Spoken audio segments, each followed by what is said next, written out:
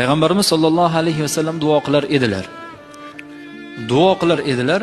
Qo'ltiqlarini ostlari muborak, qo'ltiqlarining ostlari ko'rinadigan darajada qo'llari balandga ko'tarilardi. Mana shunday holatda.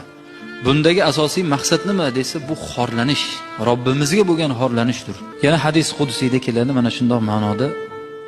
Agar bandam duo qiladigan bo'lsa, kaftida bo'laman deydi. Alloh taolo makon bilan zamonni tashqarida zot-ku. Kaftida bo'laman deganini qanday tushunamiz? Mana shu joyda hozir bo'ladi Alloh taolo.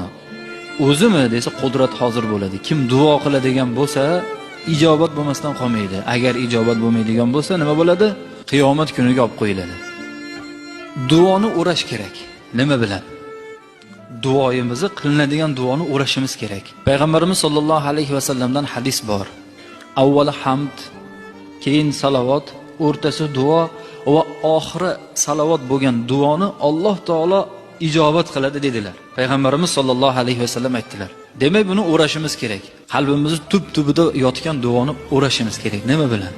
Hamd bilan, Alloh taoloni ulug'lab. Payg'ambarimiz sollallohu alayhi vasallamga salovat aytib, so'ngra talablarimizni so'rab, oxirida salovat aytiladigan bo'lsa, duo o'zicha ko'tarilmayotgan duoni hamd salovat ko'tarib, Alloh taolo uni qabul qilar ekan.